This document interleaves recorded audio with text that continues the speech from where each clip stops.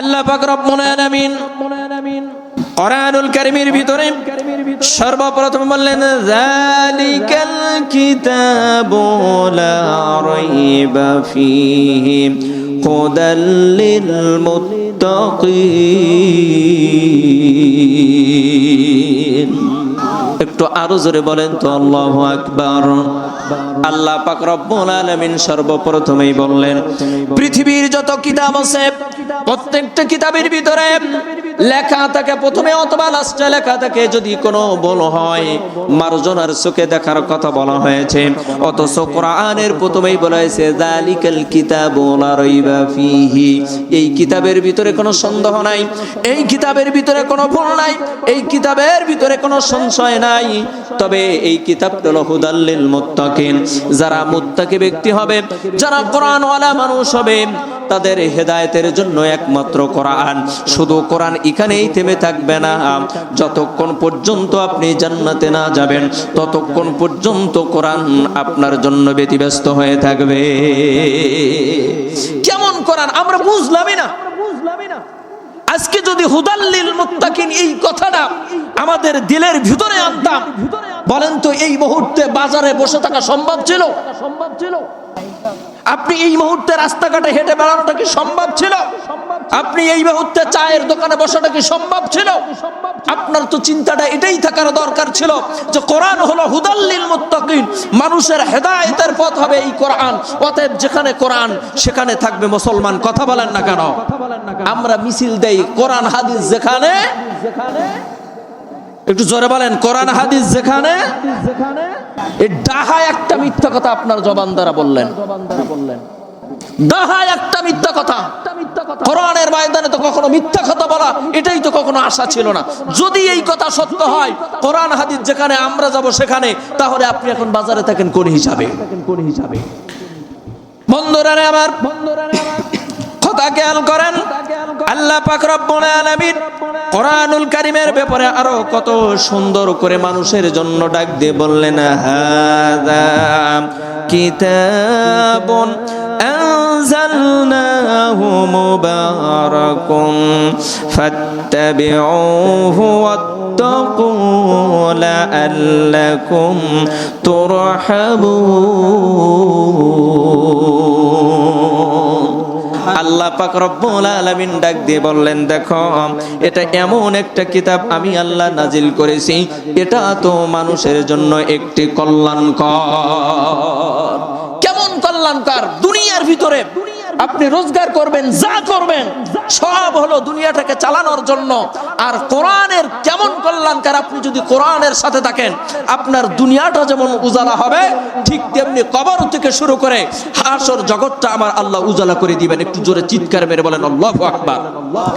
বন্ধুরা আমার, এজন্য আপনি দেখেন কোরআনের ময়দানগুলোতে আল্লাহ পাক রব্বুল আলামিন কত সুন্দর করে বললেন হাযা বায়ানুল লিন্নাসি হুদাও ওয়া মাউইজাতুল লিল মুত্তাকিন।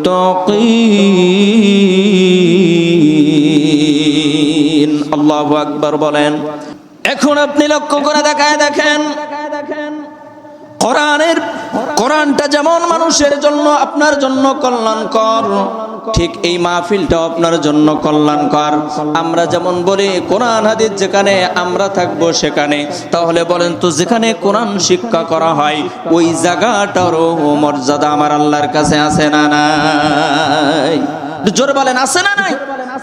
হযরতে কথা খেয়াল করবেন আমার দিকে, অল্প সময় কিছু কথা শোনেন। হযরতে হাসান বসরি রাহমাতুল্লাহ আলাইহি বসে আছে, তো উনি আলোচনা করতে করতে এক পর্যায়ে বললেন আদ দুনিয়া কুল্লু যুলমাতুন। তো একজন শাগরেদ উঠে দাঁড়ায় বললেন হুজুর আপনি কেমন কথা বললেন? বলে কেন?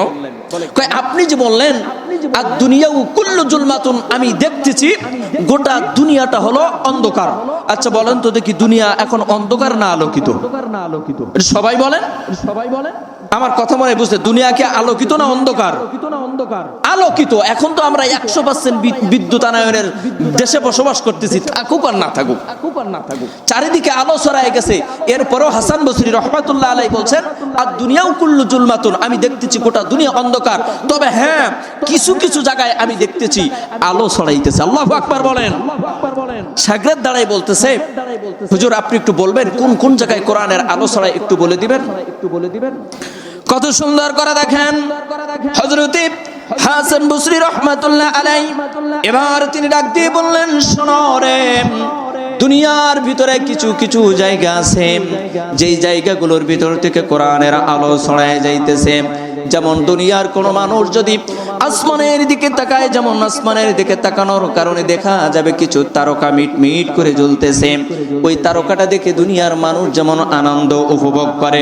আসমানের কিছু ফেরেশতা দুনিয়ার দিকে তাকানোর পরে দুনিয়ার কিছু কিছু আলোকিত জায়গা দেখার পরে আসমানের ফেরেশতারা গুরু পর্যন্ত আলোকিত হয়ে যায়, আনন্দ আনন্দ উপভোগ করে।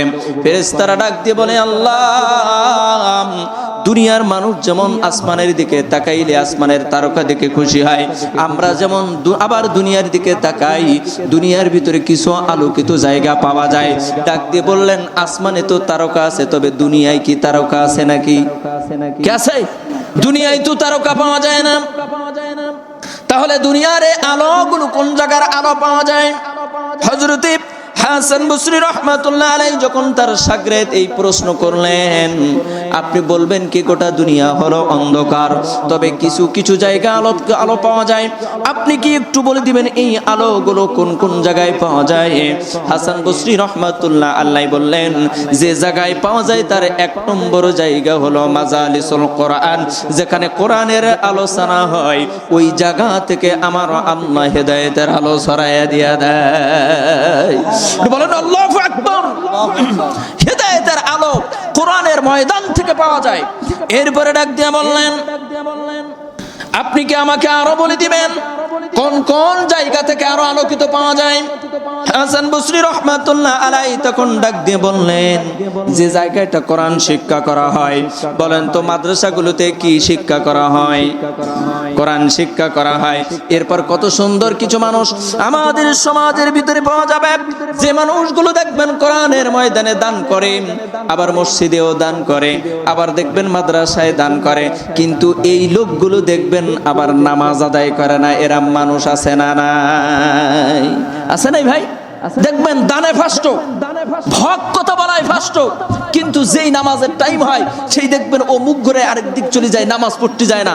বলেন তো এরকম মানুষ আমাদের সমাজে আছে না নাই? আল্লাহ পাক রব্বুল আলামিন বললেন, ইন্নাল্লাযীনা আমানু ওয়া আমিলুস সালিহাতি কানাত লাহুম জান্নাতুল ফিরদাউসি নুজুলা। বলেন আল্লাহু আকবার। ছোট্ট একটা কথা আমি আপনাদেরকে শোনাই। আল্লাহ পাক রব্বুল আলামিন কত সুন্দর করে বললেন, ইন্নাল্লাযীনা আমানু, যারা ঈমান আনবে, ওয়া আমিলুস সালিহ, এরপরে ঈমান আনার পরে তার কিছু কাজ আছে। বলেন তো কিছু কাজ আছে না নাই? বলেন আছে না নাই? দেখেন, একজন যখন বিবাহ করতে যায়, একটা মেয়েকে যখন বিবাহ করতে যায়, 3টা কবুলের মাধ্যমে এবং ইজাব কবুলের মাধ্যমে যখন ওই মহিলাকে বিবাহ হয়ে যায়, যাবার পরে এবার বাড়িতে চলে আসে, আসার পরে দেখেন ওই মহিলাকে যদি বলা হয় এবার তুমি আমাকে রান্না করে খাওয়াবা, ওই মহিলা ডাক দিয়ে যদি বলে, না আপনি আমাকে বিবাহ করেছেন এই কথা তো আপনি আমাকে বলেন নাই, আমি আপনাকে রান্না করে খাওয়াবো। বলে তুমি আমার সন্তান সন্ততি লালন পালন করবা, না এই কথা তো আপনি বলেন নাই যে আপনার সন্তান সন্ততি পালন করতে হবে। বলে তুমি আমার সম্পদ রক্ষা করবা, না আমি পারবো না, কারণ 3টা কবুল যখন আমি বলেছিলাম তখন তো এই সত্য ছিল না যে এই কবুলের মাধ্যমে আমি আপনার খেদমত করব, আপনার সন্তানের খেদমত করব, আপনার সম্পদ রক্ষা করব, আপনার যাবতীয় কাজ সব আমি দেখাশোনা করব। এই কথা তো আপনি আমাকে বলে বিবাহ করেন নাই। আচ্ছা বলেন তো দেখি, এমন কোন মানুষকে এই জায়গায় আছেন নাকি যে এই শর্ত সাপেক্ষে আপনারা বিবাহ করেছেন? আছেন কেউ? কি আছেন নাকি? বিবাহের সময় কি আপনি বলছিলেন দেখো যে আমি তোমাকে বিবাহ করব, 1 নাম্বার আমাকে খেদমত করতে হবে, 2 নাম্বার আমার সন্তান সন্ততি লালন পালন করতে হবে, 3 নাম্বার আমার সম্পদ তোমাকে পাহারা দিতে হবে, 4 নাম্বার আমার বাড়ি ঘরদর সুন্দর করে দেখে রাখতে হবে, 6 নাম্বার তুমি আমার জামা কাপড় সুন্দর করে কেসে রেডি করে আমার জন্য রাখতে হবে, 7 নাম্বার আমার জন্য রান্না করে খাওয়াইতে হবে। এই শর্তগুলো দিয়ে কি কেউ বিবাহ করছিলেন? বলেন নাই। দেখেন নারায়ে তাকবীর, জোরে বলেন নারায়ে তাকবীর। প্রধান বক্তার আগমন, আসাদুজ্জামান আসাদ ভাইয়ের আগমন। এই আওয়াজ আপনাদের কেমনে যাবে ভাই কাল পর্যন্ত? আপনারা একটা কাজ করবেন, মাহফিল কর্তৃপক্ষকে বলি আগে খাওয়াই নেবেন, পরে ওয়াজ আটকাই দিবেন। কি ব্যাপারটা খারাপ হবে না ভালো হবে? কথা খেয়াল করেন, আমার সময় কম, প্রধান বক্তা যেহেতু চলে আসছেন সময় আমার কম, কথা খেয়াল করেন। ঠিক যেমন এই সত্য ছাড়া আমরা বিবাহ করেছি, কিন্তু ওই মহিলা জানে 3টা কবুলের মাধ্যমে, এই 3টা কবুলের মাধ্যমে স্বামীর খেদমত আছে, 3টা কবুলের মাধ্যমে সন্তান লালন পালন আছে, 3টা কবুলের মাধ্যমে তার সম্পদ দেখভাল করার ক্ষমতা আছে, এরপর 3টা কবুলের মাধ্যমে তার যাবতীয় কাজ করার জন্য যেমন অনুমতি আছে। আল্লাহ পাক রব্বুল আলামিন ডাক দিয়ে বললেন ইন্নাল্লাযিনা আমানু, নিশ্চয় যারা ঈমান এনেছো, ওয়া আমিলুস সালিহাত, তার ভিতরে কিছু সৎ কাজ করতে হবে। এই সৎ কাজের ভিতরে বলেন তো নামাজ আছে না নাই? আছে নাকি ভাই? কি নামাজ আছে, রোজা আছে, হজ আছে, যাকাত আছে, সবটাই আপনাকে থাকতে হবে, সলে কাজ করতে হবে। আপনি কোরআনের ময়দানে থাকবেন, দান সদকা করবেন। ওয়া মান লাম ইয়াহকুম বিমা আনজালাল্লাহু ফাউলাইকা হুমুল কাফিরুন। আপনি ঈমান এনেছেন আবার কোরআনের বিরোধী কাজ করবেন, আল্লাহ বলছেন তোর ঈমান নাই, বরঞ্চ তুই কাফের। কথা ঠিক কিনা বলেন? বন্ধুরা রে আমার, কথা খেয়াল করেন। এজন্য আল্লাহ পাক রব্বুল আলামিন কত সুন্দর করে জানাই দিলেন কোরআনের ময়দানগুলোতে ব্যাপক দাম আছে। আপনি যেমন এই জায়গাটা বসার কারণে আপনার বলেন তো আমল নামার ভিতরে নেকি আছে না নাই? বর্তমান সময়ে সাময়িকের জন্য আমাদের এই সমাজে একটু তেলের সংকট দেখা দিয়েছে, জ্বালানি তেলের, ঠিক কিনা বলেন? জ্বালানি তেলের সংকট দেখা দিয়েছে। আমরা 2 দিন আগে 3 দিন আগে পাম্পে আমরা লাইন দিয়ে বসে থাকি। কতক্ষণ পাম্পে? আপনাদের খেয়াল কি অন্যদিকে আছে? তো আমার দিকে খেয়াল করেন, অল্প সময়। তো এইবার পাম্পের দিকে লাইন, একের পর এক লাইন, একের পর এক লাইন দিয়ে আপনারা দাঁড়িয়ে আছেন। দেখা যায় ওখানে রাত্রিতেও থাকে, এরপরে মশারিটা নেয়, ঘুমায়, এমনকি বাড়ি থেকে খানা নিয়েও যায়। কথা বলেন না কেন? দেখেন এই জায়গাটা কোনো নেকি নাই, কিছু নাই। অথচ একজন মানুষ যদি একটা নেকির কত বড় দাম, কত বড় মর্যাদা যদি এই ব্যাপারটা জানতো, বিশ্বাস করেন এই লাইনগুলো তেল পাম্পে নয়, বরঞ্চ এই লাইনগুলো কোরআনের ময়দানে হয়ে যেত। কথা খেয়াল করেন। হযরত দাউদ আলাইহিস সালাতু ওয়াস সালাম, আল্লাহ পাক রব্বুল আলামিন যখন কত সুন্দর করে দেখেন পয়গম্বর যখন হাদিস বর্ণনা করেছেন, হাদিস শরীফের ভিতরে আছে, দেখেন সুবহানাল্লাহি ওয়াল হামদুলিল্লাহি তামলাহু মা বাইনাস সামাওয়াতি ওয়াল আরদি। আসমান এবং জমিনের যদি কোনো ব্যক্তি ইখলাসের সহিত সুবহানাল্লাহ এবং আলহামদুলিল্লাহ তেলাওয়াত করে, আল্লাহ পাক রব্বুল আলামিন আসমান আর জমিনের এই ফাঁকা জায়গাটা নেকি দ্বারা পূর্ণ করে দিয়া দেয়। সুবহানাল্লাহি বিহামদি, নেকি হয়ে গেছে। একটা বার আপনি সুবহানাল্লাহ বলার কারণে আল্লাহ আসমান আর জমিনের ফাঁকা জায়গাটা যেমন নেকি দ্বারা পূর্ণ করে দিয়েছে। এইবার এই কথা শোনার পরে দাউদ আলাইহিস সালাতু ওয়াস সালাম আল্লাহর কাছে প্রশ্ন করলেন, আল্লাহ, আসমান আর জমিন যদি নেকি দ্বারা পূর্ণ করা হয়, তাহলে আমাদের এই নেকি মাপা হবে যে দাড়ি পাল্লা, যে মিজানের পাল্লাটা, এই মিজানের পাল্লাটা না কত বড় হবে। সুবহানাল্লাহ কর না? দাউদ আলাইহিস সালাতু ওয়াস সালাম আল্লাহ পাক রব্বুল আলামিনের কাছে প্রশ্ন করলেন, আল্লাহ, আমার মনে বিরাট বড় একটা তামান্না জাগায়, আপনি যদি আমাকে একটু মিজানের পাল্লাটা দেখাইতেন, আমি মনের ভিতরে বড় প্রশান্তি পেয়ে যাইতাম। আল্লাহ অনেক নবীকে আপনি অনেক কিছু দেখাইছেন। আপনি মূসা আলাইহিস সালাতু ওয়াস সালামকে তুর পর্বতে আপনার দর্শনে আপনি মেলাইছেন, দেখতে পাক আর না পাক তার কথাটা আপনি শুনছেন। এরপরে ইব্রাহিম আলাইহিস সালাতু ওয়াস সালামকে আপনি মৃত্যু থেকে মানুষকে কিভাবে জীবিত করবেন এটাও আপনি সুন্দর করে দেখাইছেন। পয়গম্বর রে কত কিছু না আপনি দেখাইলেন। আমি দাউদ আমার মনটা চাই আমি আপনার কাছেও একটা প্রশ্ন করতে যাই। আপনি যেমন মূসা আলাইহিস সালাতু ওয়াস সালাম অসংখ্য প্রশ্ন আপনার কাছে করছিলাম, একবার প্রশ্ন করলেন আল্লাহ আমি আপনাকে দেখতে চাই, আপনি বললেন না না না মুসা তুমি আমাকে দেখতে পাবা না। আবার মুসা বললেন না আল্লাহ আমার মনটা চাই আমি আপনাকে দেখতে চাই। আল্লাহ পাক রব্বুল আলামিন তখন বললেন উনজুরু ইলাল জাবালি মুসারে তুমি ওই পাহাড়ের দিকে একটু তাকাও। এই পাহাড়ের দিকে যখন তাকাইলেন, তাকানোর পরে আপনি কে দেখা যায় নাই, শুধুমাত্র নূরের একটা তাজাল্লি পাহাড়ের উপরে পড়ার কারণে পাহাড় সারখার হয়ে গেছে। মুসা আলাইহিস সালাতু ওয়াস সালাম বেহুশ হয়ে পড়ে গেছে। শুধুমাত্র আপনার নূরের তাজাল্লি দেখে আমার মনটা চায় আপনি আমারে একটু দেখায় দেন। আপনি মুসা আলাইহিস সালাতু ওয়াস সালামের আরো প্রশ্নের জবাব দিয়েছিলেন। মুসা আলাইহিস সালাতু ওয়াস সালাম আল্লাহ পাক রব্বুল আলামিনের কাছে প্রশ্ন করেছিলেন আল্লাহ আমি তো পয়গম্বর, কাল কিয়ামতের ময়দানে জান্নাতে যাব, আমার মনটা একটু চায় আপনি যদি আমারে একটু দেখাইতেন জান্নাতে আমার সঙ্গী কে হবে। সুবহানাল্লাহ বলেন, জান্নাতে আমার সঙ্গী কে হবে পয়গম্বর জানতে চাইলেন। মুসা আলাইহিস সালাতু ওয়াস সালাম যখন এই কথা বললেন, আল্লাহ পাক রব্বুল আলামিন বললেন মুসা তুমি কি দেখতে চাও তোমার সাথে জান্নাতে কে যাবে? যদি দেখতে চাও যাও রে মুসা, মিশরের অমুক একটা বাজারের ভিতরে তুমি চলে যাও। ওই বাজারের একেবারে পূর্ব মাথার ভিতরে দেখবা একটা কসাই আছে, গোশত ছাগল জবাই করে, গরু জবাই করে, মহিষ জবাই করে, দুম্বা জবাই করে, উট জবাই করে বাজারে সুন্দর করে বিক্রয় করে। তুমি যাইবা ওই বাজারে দেখবা ওই যে কসাই আছে, ওই কসাই কাল কিয়ামতের ময়দানে তোমার সাথে জান্নাতে যাবে। বলেন তো জান্নাতি মানুষ দেখার জন্য পয়গম্বররা পর্যন্ত ব্যস্ত থাকতেন, জান্নাতি মানুষ কেমন হবে, কেমন তাদের আমল হবে এটা দেখার জন্য মুসা আলাইহিস সালাতু ওয়াস সালাম চলে গেছে। মুসা আলাইহিস সালাতু ওয়াস সালাম যখন চলে গেলেন মিশরের ওই বাজারে, যাবার পরে উনি দেখলেন ওই বাজারের ভিতরে একজন মানুষ সুন্দর করে গোশতটাকে তিনি পিস পিস করতেছেন। এরপরে তিনি একের পর এক ওই গোশত বিক্রয় করলেন।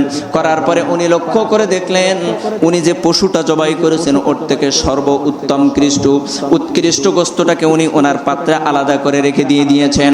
এবার যখন উনি চলে গেছেন বাড়িতে, মুসা আলাইহিস সালাতু ওয়াস সালাম বলতেছে ভাই আমি আপনার বাড়িতে একদিনের জন্য একটু মেহমান হতে চাই। কি হতে চাই? আপনার বাড়িতে আমি পয়গম্বর, আমি আপনার বাড়িতে একদিনের জন্য একটু মেহমান হতে চাই। লোকটি বলেন আলহামদুলিল্লাহ, কোনো ব্যাপার না, চলেন আমার বাড়িতে চলেন। এবার যখন একসাথে তার বাড়িতে চলে গেছে, যাবার পর বাড়িতে পৌঁছে গেলেন, যাবার পরে দেখলেন ওই গোশত নিজে হাতে সুন্দর করে রান্না করলেন, পাক করলেন। করার পরে নিজে সুন্দর গোশতগুলো একটা বাটির উপরে নিয়ে নিলেন। নেওয়ার পরে এবার উনি ওনার বৃদ্ধ মাকে গোসল করাইলেন। গোসল করানোর পরে এইবার গোশত নিয়ে তাকে বললেন, এবার গোশত সুন্দর করে তাকে আগে খাওয়াইলেন।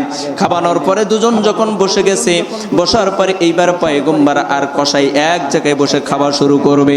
এই মুহূর্তে হঠাৎ করে পয়গম্বরের কানের ভিতরে আওয়াজ আসতেছে, মা দোয়া করতেছে আল্লাহ আমার সন্তান এত সুন্দর করে আমাকে লালন পালন করে, আমার সন্তান নিজে না খেয়ে আমাকে যেমন খাওয়ায়, আমি যেমন ছোটবেলায় তাকে খাওয়াইছিলাম, এখন সেও আমাকে খাওয়ায়।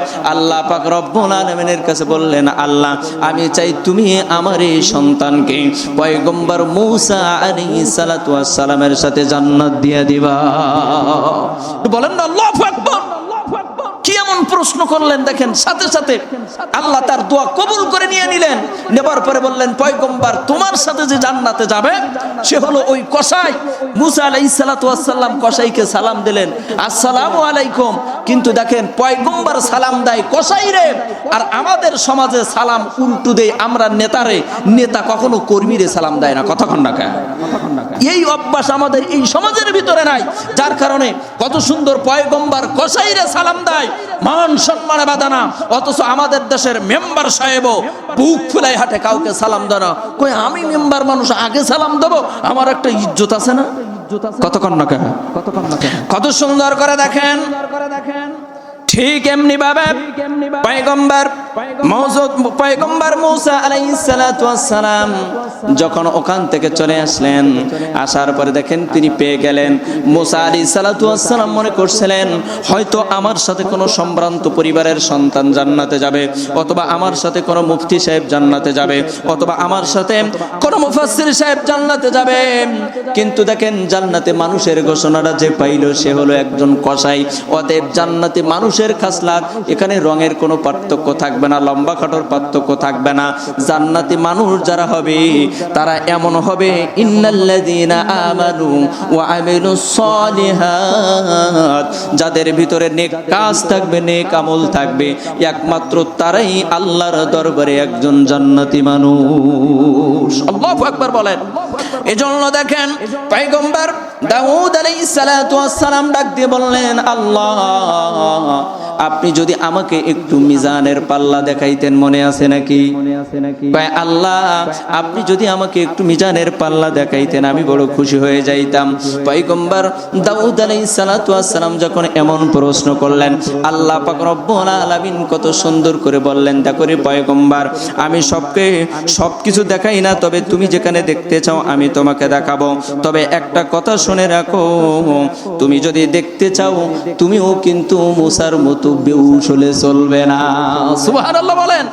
কারণ মাঝে মধ্যে দেখে যে অমুকজন দেখবেন আইছিল আমার কাছে এক ফুইতে বেহুশ হয়ে গেছে, তুই আবার ফু নিতে আইছো, তুইও তো হইতে পারিস, একটু শক্ত হয়ে দাঁড়াস, নাইলে কিন্তু পারবে না। আমরা যখন কোনো খেলার ভিতরে যাই তখন বলি ডিফেন্সটা ভালো করে থাকাস, নাইলে ওই কানা দিয়ে কিন্তু গোল হয়। কথা বলেন না কেন? তা আল্লাহ আর পয়গম্বরের ভিতরে যখন কথা হইতেছে তখন বলছেন, আল্লাহ আপনি যে এত বড় নেকি আপনি মাপবেন, এই বাড়ি পাল্লা মিজানের পাল্লাটা আমার দেখতে বড় ইচ্ছায়। আল্লাহ পাক রব্বুল আলামিন বলেন, ফাআম্মা মান সাকুলাত মাওয়াজিনুহুম ফাহুয়া ফি ঈশাতির রাদিয়া।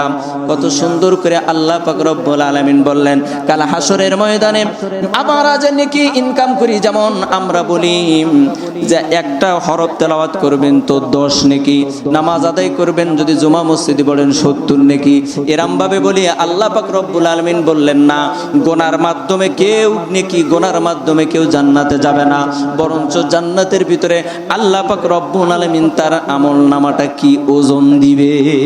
কি দেবে ভাই? ওজন দিবে। এখন তো দেখেন কত দাড়ি পাল্লা আমরা দেখি আমাদের সমাজে।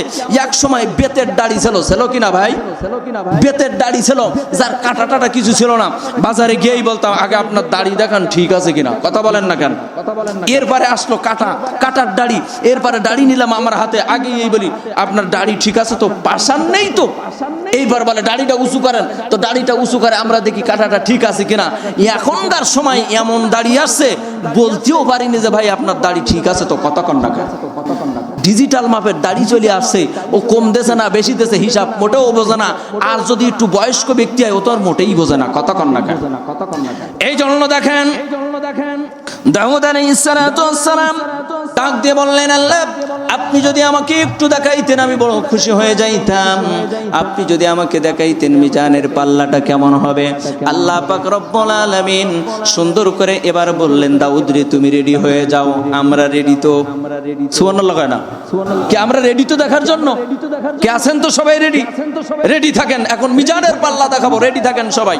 কত সুন্দর করে দেখেন আল্লাহ পাক রব্বুল আলামিন মিজানের পাল্লাটা দেখার জন্য যখন রেডি করে দিয়েছেন, বলতেছেন পয়গম্বর এখন তুমি রেডি হয়ে যাও, আমি তোমাকে মিজানের পাল্লাটা সুন্দর করে দেখাবো। এবার আল্লাহ পাক রব্বুল আলামিন ফেরেশতাদেরকে ডাক দিলেন, বলে যাও মিজানের পাল্লাটা এমন কোন জায়গায় আমি আল্লাহ সেট করি নাই। আল্লাহ পাক রব্বুল আলামিন আরশে আযমের ডান পাশে মিজানের নেকির পাল্লাটা ফিট করে দিয়েছে। যেই ওই দাড়ি পাল্লাটা এমন ভাবে আল্লাহ ফিট করে দিয়েছেন, পয়গম্বরকে ডাক দিয়ে বললেন, পয়গম্বর দাউদ এবার তুমি লক্ষ্য করে তাকায় দেখো, আমি আল্লাহ আরশে আযমের ডান পাশে মিজানের পাল্লাটা ফিট করে দিয়েছি। দাউদ আলাইহিস সালাতু ওয়াস সালাম যখনই ওই মিজানের পাল্লার দিকে তাকাইলেন, তাকানোর সাথে সাথে ওই দাউদ আলাইহিস সালাতু ওয়াস সালাম বেহুশ হয়ে পড়ে গেছে। আল্লাহু আকবার বলেন। তুমি রহমান, তুমি মেহেরবান, বলেন না আমার সাথে, তুমি রহমান তুমি মেহেরবান। অন্ধ গাহে না শুধু, অন্ধ গাহে না শুধু তোমারি গুণগান, বুঝেও বোঝে না তব শান, তুমি রহমান, তুমি মেহেরবান। বলেন আমার সাথে সবাই, কেউ মুখ বন্ধ রাখবেন, সবাই বলেন তুমি রহমান, তুমি মেহেরবান। জনম জনম যদি গাহি তোমারি মহিমা গাওয়া শেষ হবে নাহি, ভরে ও ভরে না যেন, ভরে ও ভরে না যেন সাহারায় প্রাণ, তুমি রহমান, তুমি মেহেরবান। বলেন সবাই তুমি রহমান, তুমি মেহেরবান। কখনো তোমারে যদি ভুলি হেদায়েতের আলো জ্বলে নিয় কাছে তুলি। আল্লাহু আকবার বলেন। কখনো তোমারে যদি ভুলি হেদায়েতের আলো জ্বলে নিয় কাছে তুলি, ঠাই দিও প্রিয়তম, ঠাই দিও প্রিয়তম ওগো দয়াবান, তুমি রহমান, তুমি মেহেরবান। বলেন তুমি রহমান, তুমি মেহেরবান। অন্ধ গাহে না শুধু, অন্ধ গাহে না শুধু তোমারি গুণগান, বুঝেও বোঝে না তব শান, তুমি রহমান, তুমি মেহেরবান। বলেন তুমি রহমান, তুমি মেহেরবান। কষ্ট হচ্ছে আমি রেখে দেই, প্রধান বক্তা চলে আসুক নাকি? বন্ধুরা আমার কথা খেয়াল করবেন। আল্লাহ পাক রব্বুল আলামিন দাউদ আলাইহিস সালাতু ওয়াস সালামকে যখন দেখাইলেন মিজানের পাল্লাটা, দাউদ আলাইহিস সালাতু ওয়াস সালাম বেহুশ হয়ে পড়ে গেছেন। এবার যখন হুঁশ হলেন, হওয়ার পরে বললেন কি বাবার দাউদ তুমি বেহুশ হয়ে গেলে কারণটা কি? বলে আল্লাহ পাক রব্বুল আলামিন দুনিয়ার ভিতরে তো অনেক দাড়ি পাল্লা আমরা দেখলাম, স্বর্ণ মাপারও দাড়ি পাল্লা দেখলাম, বাগদা চিংড়ি মাপাও দাড়ি পাল্লা আমরা দেখলাম, কাটার ভিতরেও একটা দাড়ি পাল্লা আমরা দেখলাম, বাজারের ভিতরে তরকারি মাল সামানা মাপার জন্য দাড়ি পাল্লা দেখলাম, কিন্তু আজকে আপনি এমন একটা দাড়ি পাল্লা আমারে দেখাই দিলেন, আমি জীবনেও এত বড় দাড়ি পাল্লা দেখি নাই। দাউদ আলাইহিস সালাতু ওয়াস সালাম বললেন আল্লাহ এত বড় দাড়ি পাল্লা যদি 7টা আসমান 7টা জমিন সব কিছু পাহাড় পর্বত নদী নালা খালবিল সব যদি ওই মিজানের পাল্লায় দেওয়া হয়, তারপরেও ওই মিজানের পাল্লাটা বোঝাই করা যাবে না, আরো ওই মিজানের পাল্লাটা খালি থেকে যাবে। কয় আমি এই কারণে বেহুশ হয়ে গেলাম, এই দাড়ি পাল্লা কেমনে আমার উম্মত নেকি দ্বারা ভরপুর করবে। আল্লাহু আকবার বলেন। কয় কেমনে করবে রে বাবা, আমরা যে আমল করি সামান্য, কোরআনের মাহফিলগুলোকে তোয়াক্কা করে চলে যাই, জিকিরের মজলিস তোয়াক্কা করি না চলে যাই, অথচ কাল কিয়ামতের ময়দানে এত বড় দাড়ি পাল্লা এরপরে আল্লাহ বললেন ফাআম্মা মান সাকুলাত মাওয়াজিনুহু, যার ওজন দ্বারা মাপা হবে সেখানে আপনার নেকির একটা ওজন হবে, হালকা ওজন হবে অনেক নেকি, আবার অনেক নেকি হবে খুব সুন্দর অনেক ভারী। কেমনে বোঝাই করব এটা? আল্লাহ পাক রব্বুল আলামিন দাউদ আলাইহিস সালাতু ওয়াস সালামকে বললেন, দাউদ রে কেমনে বোঝাই হবে তুমি কি জানো? দাউদ আলাইহিস সালাতু ওয়াস সালাম বলতেছেন, আল্লাহ আমার উম্মত কেউ ১৫০০ বছর বাঁচে, কেউ ২০০০ বছর বাঁচে, কেউ ৩০০০ বছর বাঁচে, তারপরও আমার চিন্তা হয় আর আখিরি জামানার পয়গম্বরের উম্মতরা তো বাঁচবে ১০০০ বছর। হ্যাঁ, কেউ আছেন নাকি ১০০০ বছর বয়স? ২০০০, আচ্ছা ৮০০, ৫০০, বারে ১০০ বছর বয়সের মানুষ এখন পাওয়া অনেক দুষ্কর হয়ে যাবে। কথা বলেন না কেন? অনেক দুষ্কর। ৬৫-৭০ বছর বয়স আমাদের, তারপরে দেখেন আর নাই। এরপরে তো এখন এমন ব্যাধি আল্লাহ দিয়েছে যার কোনো টাইম টেবল নাই। ইজাজা আজআলুহুম লা ইস্তাখিরুনা সাআতাও ওয়া লা ইস্তাকদিমুন, সময় শেষ তো কাটা। কতক্ষণ না কেন? এজন্য আপনি দেখেন দাউদ আলাইহিস সালাতু ওয়াস সালাম প্রশ্ন করলেন, আল্লাহ এত বড় মিজানের পাল্লা বোঝাই করব, এমন কি আমল আমাদের ভিতরে আছে যে এই দাড়ি পাল্লা কারোর আমল দ্বারা বোঝাই করা যাবে? আল্লাহ পাক রব্বুল আলামিন ডাক দিয়ে বললেন, দেখো রে দাউদ আলাইহিস সালাতু ওয়াস সালাম, আখিরি জামানার পয়গম্বর নবী মুহাম্মদুর রাসূলুল্লাহ বলেন সাল্লাল্লাহু আলাইহি ওয়াসাল্লাম, তার উম্মতরা বেশি বয়স পাবে না, ৬০ বছর বয়স পাবে, ৭০ বছর বয়স পাবে। তবে এই বয়সের ভিতরে যদি এমন আমল তাদের আমল নামার ভিতরে থাকবে, এই আমলটা ছোট হবে, কিন্তু তার এই ছোট্ট আমলটা কাল হাসরের ময়দানে এই মিজানের পাল্লাটা তার ছোট আমলে বোঝাই হয়ে যাবে। আল্লাহু আকবার বলেন না ভাই, জোরে বলেন আল্লাহু আকবার। ছোট্ট আমল, একটা খেজুর সদকা করার। যদি কোন উম্মত আল্লাহ পাক রব্বুল আলামিন বললেন, দাউদ রে আখিরি জামানার পয়গম্বরের কোন উম্মত যদি ছোট্ট একেবারে আখলিস দীনকা ইয়াকফিকাল আমালুল কলিল, কত সুন্দর করে বললেন ঈমানকে খাঁটি করো, অল্প আমত নাজাতের জন্য যথেষ্ট হয়ে যাবে। আপনি যেমন দেখেন বিবাহ করেছেন, অনেক কিছু কাজ আপনার ভিতরে ছিল, আপনার এই কাজগুলোর কথা বলা লাগে নাই। আপনি যে ঈমান এনেছেন, ঈমান আনার পরে আল্লাহ পাক রব্বুল আলামিন বিভিন্ন কাজ আপনার ভিতরে ফরজ করে দিয়েছেন। বলেন তো আমাদের নামাজ পড়া ফরজ না ওয়াজিব? কত সুন্দর করে দেখেন, আপনি নামাজ পড়েন না, আবার বিরাট বড় দানবীর আমাদের সমাজে আছে, নামাজ পড়ে না, আমাদের সমাজে বিরাট বড় মাদ্রাসা করে বসে আছে, নামাজ পড়ে না, কোরআনের মাহফিল দেয়।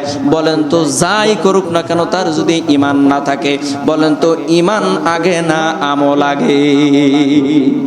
কি আগে ভাই? ঈমানটাই হলো আগে। ছোট্ট একটা উদাহরণ দেই, আপনারা বুঝতে পারবেন। যদি প্রথমে একটা এক দেন, এক, এটা হলো ঈমান। এরপরে যদি একটা শূন্য দেন, কত হবে? সবাই বলতে হবে, হিসাবে যে ভুল করবে মনে করবো ও অটো পাস, ও অটো পাস আমলে লেখাপড়া করছে, এই জন্য হিসাবে তার ভুল। হিসাব করবেন রাইটলি। প্রথমে দিলেন একটা এক, তারপরে দিলেন শূন্য, কত হবে? আচ্ছা আরেকটা শূন্য দিলেন, আরেকটা শূন্য দিলেন, আরেকটা শূন্য দিলেন, ১০,০০০। দেখছেন কত সুন্দর, কিন্তু একটাই নাই। এই সৈন্যের কি কোনো দাম আছে ভাই? আপনার ঈমানটাই নাই। আপনি যতই রোজা রাখেন, হজ করেন, যাকাত দেন, যাই করেন, আমল আখলাক যাই করেন না কেন, এইগুলো কি আমার আল্লাহর কাছে কোনো দাম আছে? বলেন দাম আছে? এজন্য ঈমানটাকে খাঁটি করেন।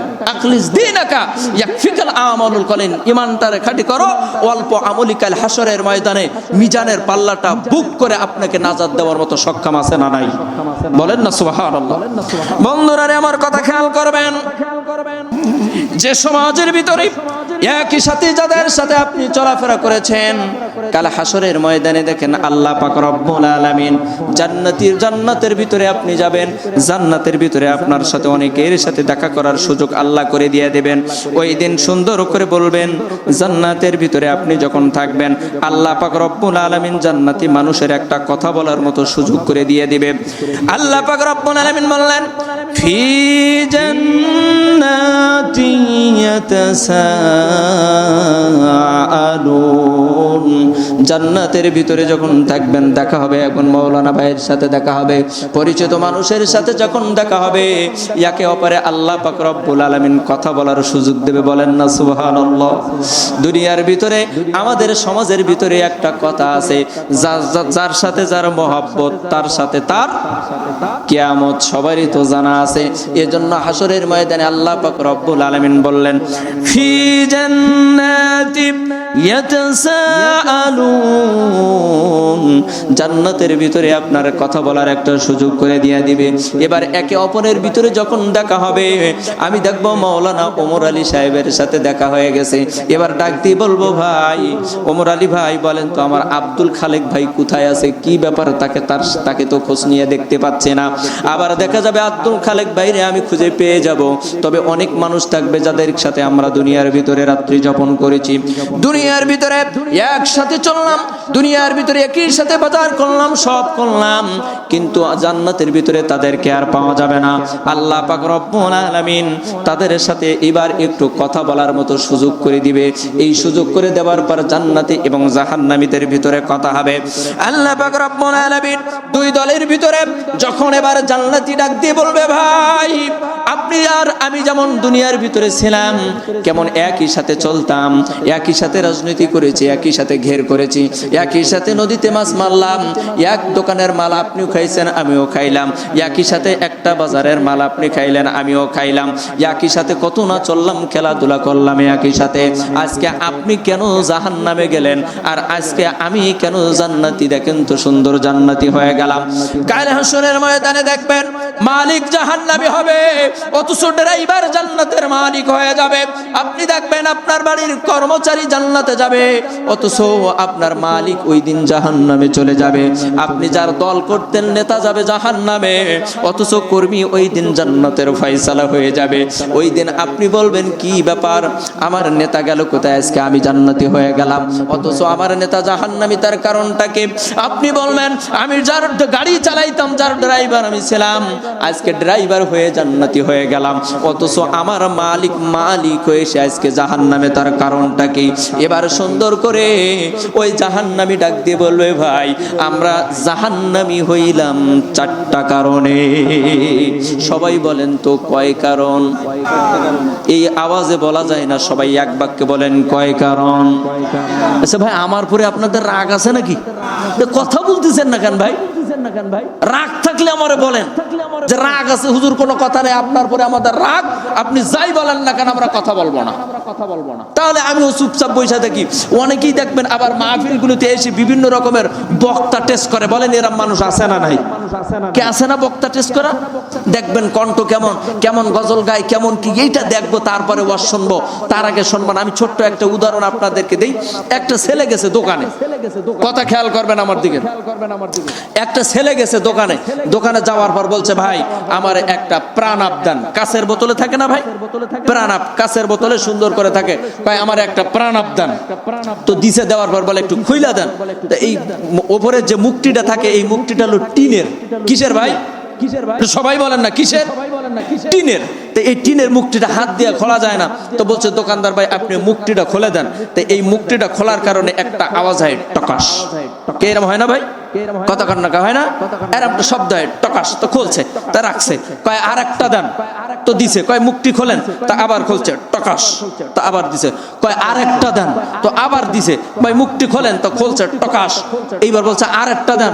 কয় বাবা তুমি কয়টা খাবা? জিজ্ঞাসা করছে কে? দোকানদার। কে জিজ্ঞাসা করছে?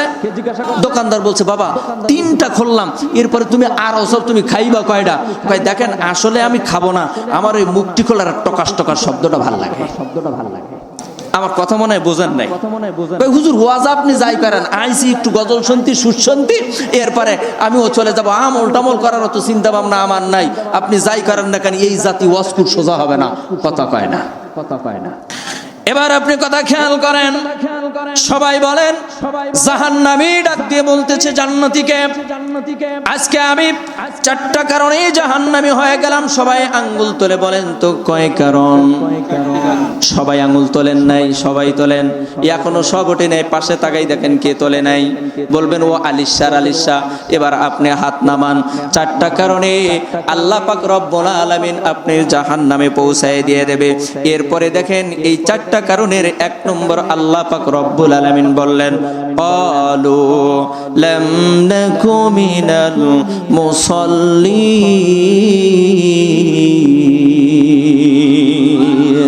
আল্লাহ পাক রব্বুল আলামিন বললেন সুন্দর করে এই 4 নম্বরের এক নাম্বার কারণ জাহান্নামী ডাক দিয়ে বলতেছে, দেখো ক্বালু লাম নাকু মিনাল মুসাল্লিন, এক নাম্বার কারণ হলো আমরা দুনিয়ায় মুসাল্লি ছিলাম না। মসজিদের মাইকে যখন আজান দিত, আজান শোনার পর মসজিদে যায় না।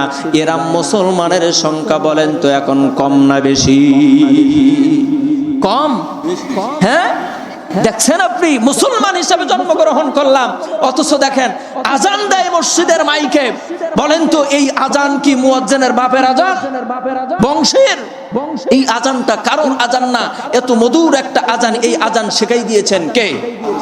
আল্লাহ শিখাই দিয়েছেন।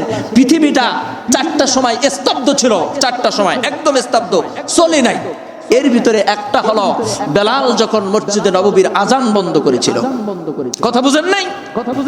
হযরতে বেলাল, আল্লাহর নবীর ইন্তেকালের পরে বেলাল বললেন, আমি বেলাল মসজিদের আজান, মসজিদের মাইকে আজান দেব না, কারণ আমি আজান দেওয়ার কারণে আখিরি জামানার পয়গম্বর মসজিদে আসতো। সুবহানাল্লাহ বলে না?